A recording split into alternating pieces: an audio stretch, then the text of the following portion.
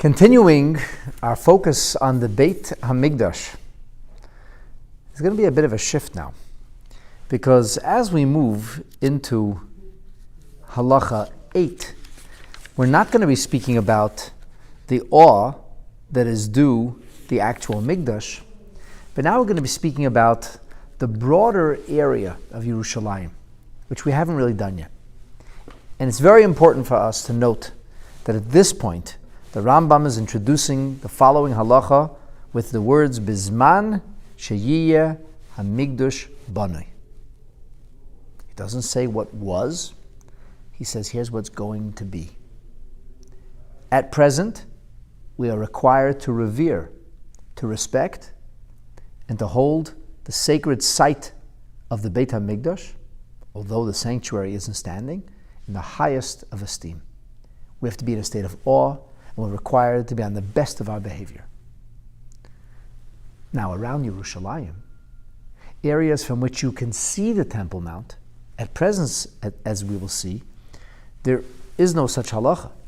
However, Bizman Sheyiyeh HaMikdash Banoi, when the Mikdash will be rebuilt speedily and in our days, that a person is not permitted to be frivolous already from the area of what is today called Mount Scopus. The word tzofim comes from the word tzofeh, which means to see from a distance, to look into the distance. It could have a connotation of a vision or a sentry who is placed at a high vantage point that allows him to see what others don't.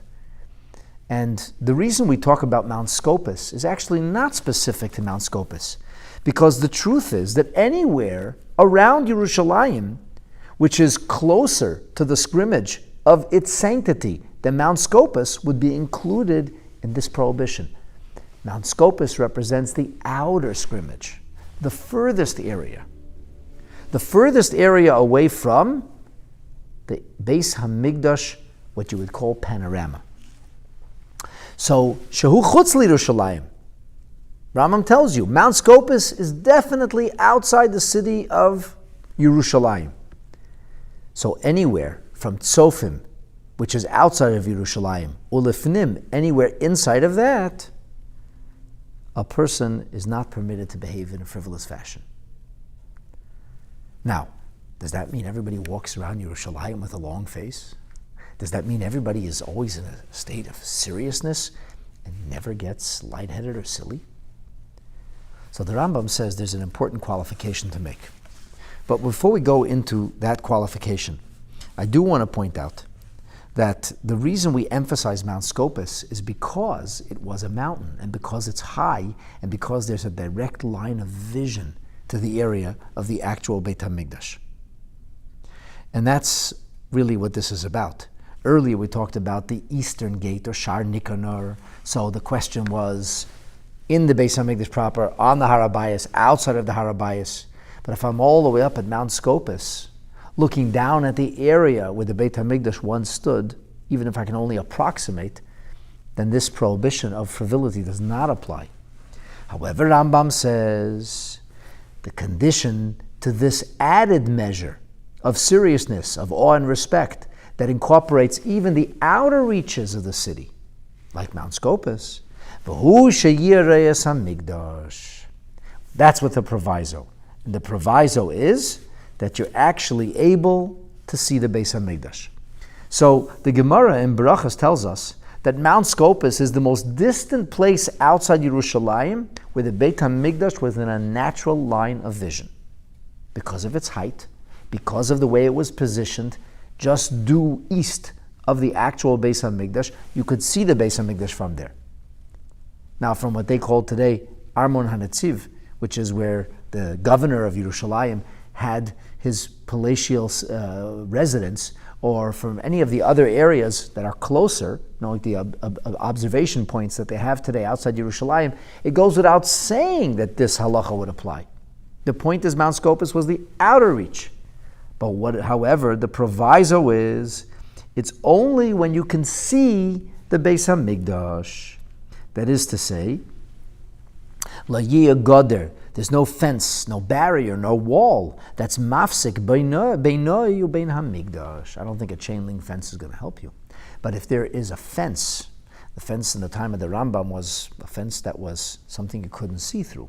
If there is not just simple lattice work, but a real barrier that doesn't allow you to see the Beis HaMikdash, which towered above the city of Yerushalayim, so then this halacha does not apply.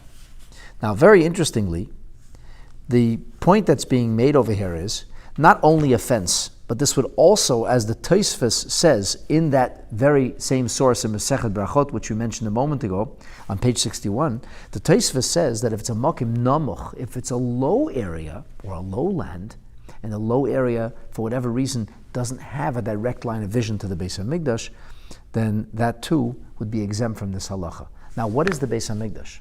If you see the kotel, the outer retaining wall of the vastly expanded Temple Mount, does that count? The Tosfos says no. It refers to specifically the Heichal and the Azara. The Heichal was an enormous structure, 100 amot high. An am is an inch and a half minimum. So it was an enormous, huge structure that could be seen significantly in and around most of Yerushalayim. And when you are in the city of Yerushalayim or outside of Yerushalayim, and you could actually see the Beis HaMikdash, there was a certain sense of seriousness that pervaded the way you behaved. Lightheadedness and frivolity were a definite no. Of course, learning about this makes us only anticipate and yearn for the coming of Mashiach more. And so, as we approach Tisha B'Av, and we're learning about the rebuilt Beis HaMikdash, we together echo and utter a prayer that HaKadosh Baruch Hu should soon return us. Our eyes should see our return to Zion. Zion in its organic form actually refers to the Beis HaMikdash itself. May we merit to see this speedily in our days, and hopefully this year before Tisha B'Av arrives. Amen. Thank you.